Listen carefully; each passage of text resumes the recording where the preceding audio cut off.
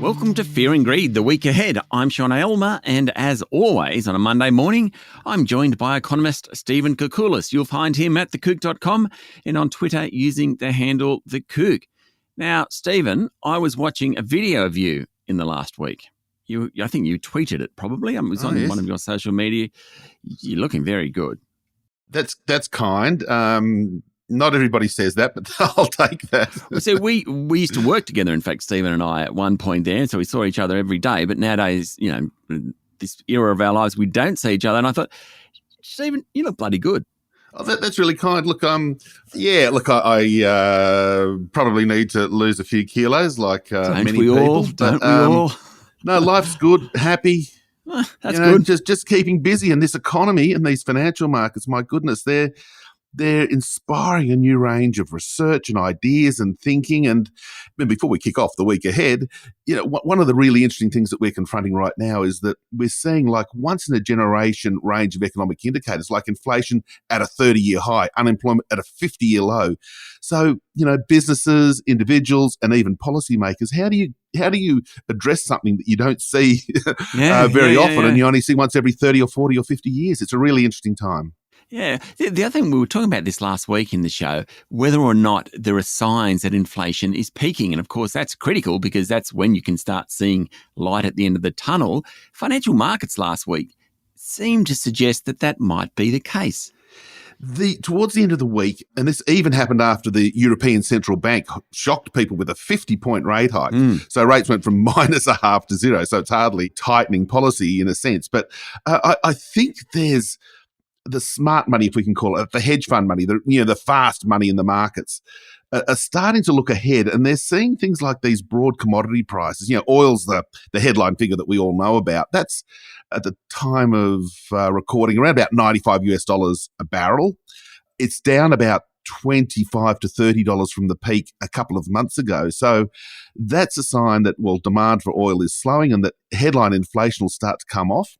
But we know things like lumber prices, timber, which goes into a lot of housing construction, is basically fallen 50% from where it was. The freight shipping rates are down. Some of these supply chain problems are abating, that chip producers are making stuff, car outputs increasing. So the smart money is saying that, okay, we've probably got a bit more of an inflation problem to come in the next 3 months, maybe. But by year end and certainly into 2023, it's punting on the fact that inflation will possibly fall just as quickly as it rose. And by, maybe this time next year or the second half of 2023, inflation will be, nicely around 2% again. Yeah. Look, we've got June quarter inflation in a couple of days' time. Just before we get to that, though, we had both Philip Lowe and Michelle Bullock, who are respectively the Governor and Deputy Governor of the Reserve Bank, speaking last week. What did they say?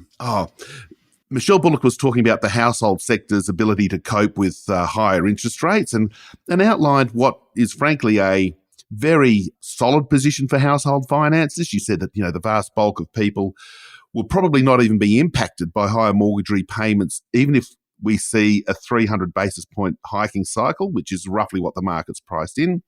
There will only be about 28 or 29% of people who will have to pay 40% more for their monthly repayments. And okay, that's a significant number, but we've got to remember that that's occurring at a time when wages growth is starting to lift.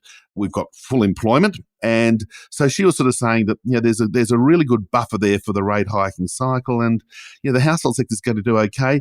Phil Lowe, on the other hand, again, was talking about just what we were discussing, that yes, inflation is going to be a problem in the next couple of quarters, including on Wednesday, but he was just looking at some of these issues, suggesting that maybe, just maybe, we're going to be getting that turning point lower for inflation in the not too distant future anyway.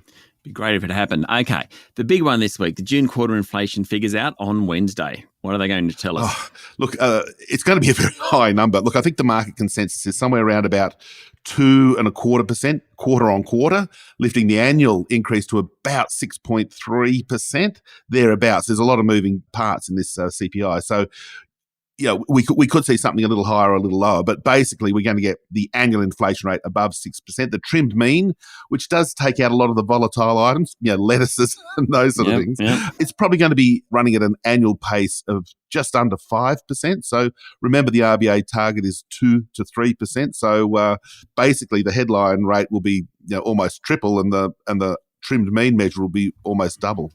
What we have seen overseas, the US being the great example, the inflation actually being higher than expectations. And I mean, the US is 9.1%, I think that was. Australia, relative to that, is low, but there's always this risk that, like overseas countries, we're going to see much higher than that trimmed mean that 5% that you're talking about. Yeah, look, and that's this issue. That's it's one of my pet frustrations is that we only have quarterly inflation data, and every other country other than New Zealand has monthly inflation data. So, as you said, that the monthly update on inflation gives markets and the central banks a little bit more of a guide on what is actually happening on inflation. So, as we sit here and now, the latest inflation number we have is for the March quarter, which is January, February, and March. And so here we are in late July. So I know the ABS is looking to publish a monthly number, but for the moment, we've got to rely on this quarterly data. So we're way behind. And I think your point is why I think there could be some upside to this inflation result on Wednesday. We're also going to hear from Treasurer Jim Chalmers. Of course, Parliament is back starting tomorrow.